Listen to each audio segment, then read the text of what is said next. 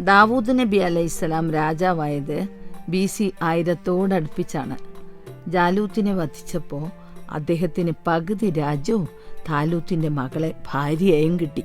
പിന്നെപ്പോഴാ അദ്ദേഹം നബിയായത്? 40 വയസ്സായപ്പോൾ അല്ലാഹു തആല നബിയായും തിരഞ്ഞെടുത്തു. താലൂത്തിന്റെ മരണത്തോടെ അദ്ദേഹം രാജാവായി.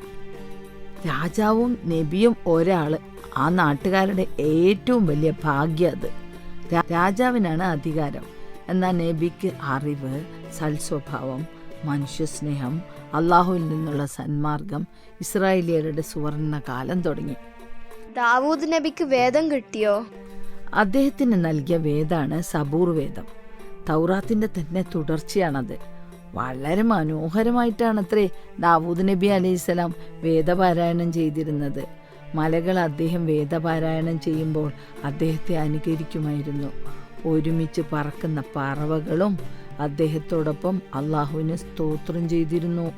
പിന്നെ പക്ഷികളും മൃഗങ്ങളും അദ്ദേഹത്തിന്റെ വേദപാരായണം കേൾക്കാൻ ചുറ്റും കൂടിയിരുന്നു.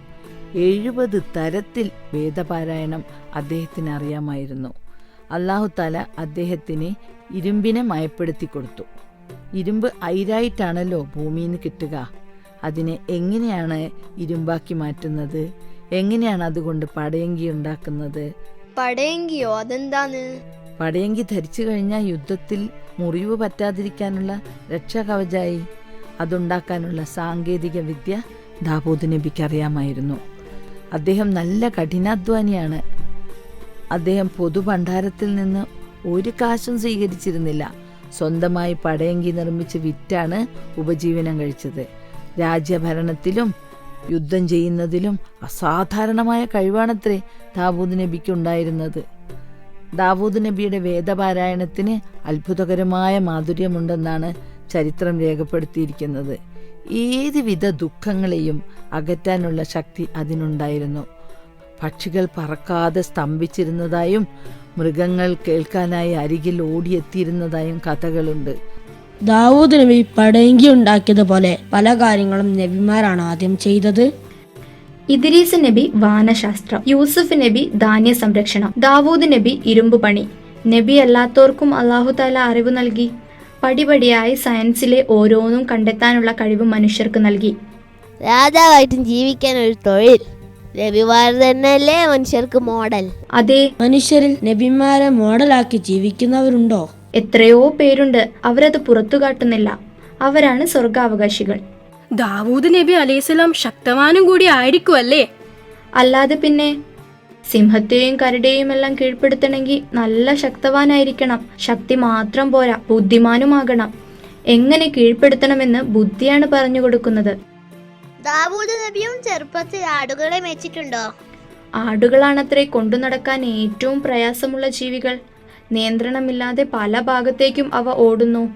വളരെ ദുർബലരായ മൃഗങ്ങളായതുകൊണ്ട് ഏത് കാട്ടുമൃഗത്തിനും അവയെ വേഗം കൊന്നു തിന്നാം. ആടുകളെ സംരക്ഷിക്കുന്ന ജോലിയാണ് അല്ലാഹു തആല നബിമാർക്ക് ട്രെയിനിങ് കൊടുത്തത്. അവയേക്കാൾ ദുർബലരായ മനുഷ്യരെ നയിക്കാനാണല്ലോ അവർ നിയോഗിക്കപ്പെടുന്നത്. ഓരോ നബിയെയും പ്രത്യേകം ഗുണങ്ങൾ കൊണ്ട് പ്രശംസിച്ചിട്ടുണ്ടല്ലേ? ഉണ്ട്.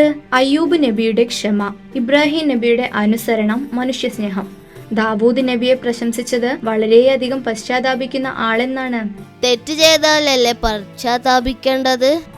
മനുഷ്യരെ തെറ്റുകൾ ചെയ്യുന്ന പ്രകൃതത്തിലാണ് സൃഷ്ടിച്ചിരിക്കുന്നത്.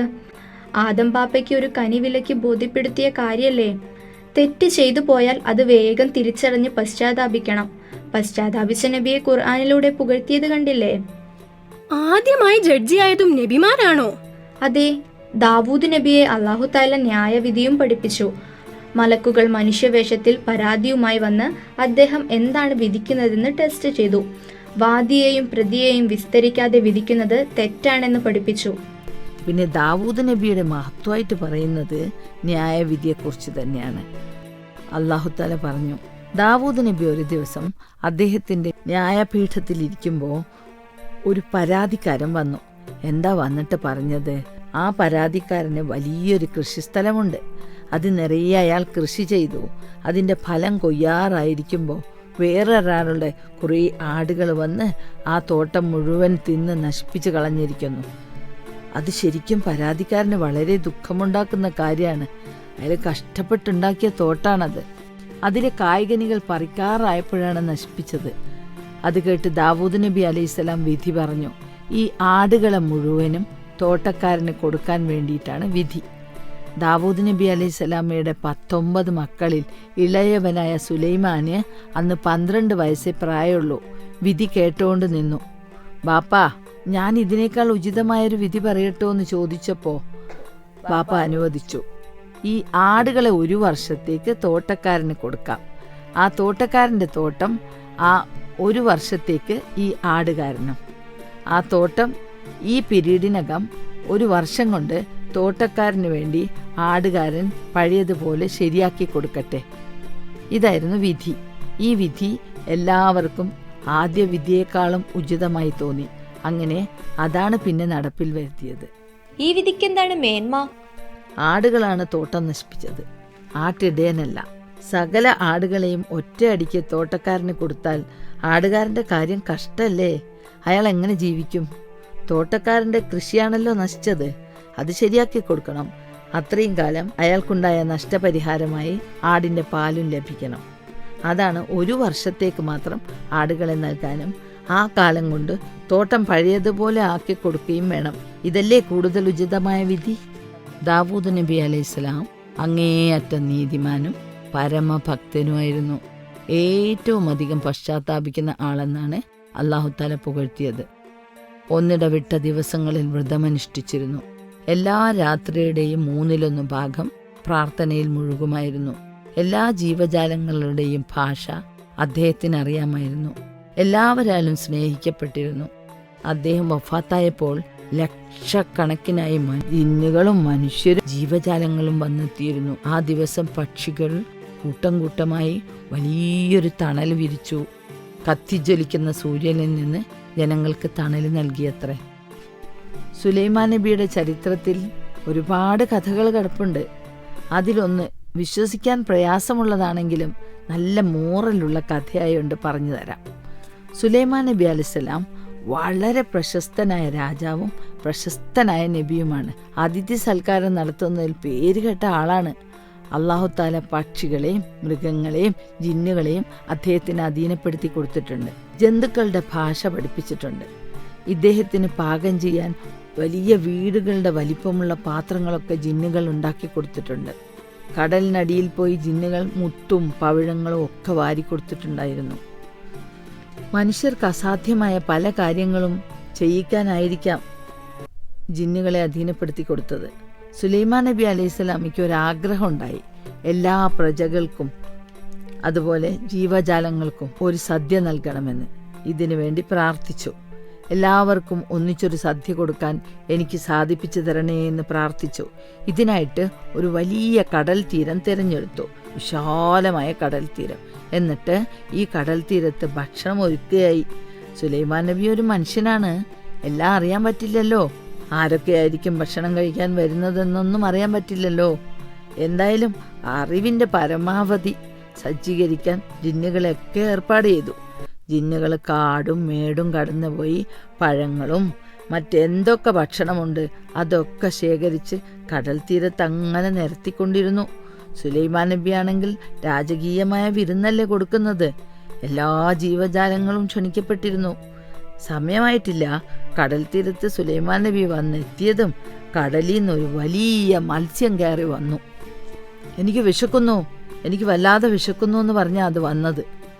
അദ്ദേഹത്തിന് ജന്തുക്കളെ ഭാഷ അറിയാലോ. ആ മത്സ്യത്തിന് തീരെ ക്ഷമയില്ല. അതിഥിയല്ലേ, കഴിച്ചോളാൻ പറഞ്ഞു. മത്സ്യം കഴിക്കാൻ തുടങ്ങി. ഒരറ്റത്തുനിന്ന് തുടങ്ങിയത് കഴിച്ച് അവസാനം എല്ലാം ആ കടൽ തീരത്ത് നിരത്തിയ ഭക്ഷണം മുഴുവനും കാലിയാക്കി. എന്നിട്ട് അത് പറഞ്ഞതോ, എനിക്ക് മതിയായില്ല, എൻ്റെ വിശപ്പ് തീർന്നില്ല. ഈ കാഴ്ച കണ്ടു നിന്ന മഹാനായ പ്രവാചകൻ സുജൂദിലായി.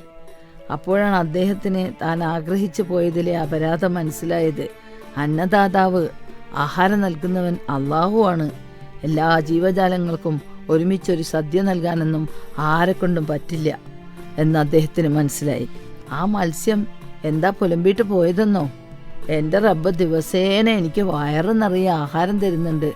താങ്കളുടെ ഒരു വിരുന്നിന് വന്നിട്ട് എനിക്ക് വയറ് നിറഞ്ഞില്ല. അത് മത്സ്യം തന്നെയാണോ? അത് മത്സ്യമായിരിക്കില്ല. മലക്ക് മത്സ്യത്തിന്റെ രൂപത്തിൽ വന്ന് അദ്ദേഹത്തെ ബോധ്യപ്പെടുത്തിയതാവാം. താങ്കൾ വിചാരിച്ചാൽ പലതിൻ്റെയും വയറ് ഒരു നേരം പോലും നിറക്കാൻ പറ്റില്ല. അത് അള്ളാഹുവിൻ്റെ കഴിവിൽപ്പെട്ടതാണ്. ലോകത്തിൽ എത്ര ജീവജാലങ്ങളുണ്ട്! കടലിൽ എത്ര, കരയിൽ എത്ര, പറവകൾ എത്ര! സ്വന്തം ഉപജീവനത്തിൻ്റെ ചുമതല വഹിക്കാത്ത എത്രയെത്ര ജീവികൾ! അള്ളാഹുവാണ് എല്ലാത്തിനും ആഹാരം നൽകുന്നത്.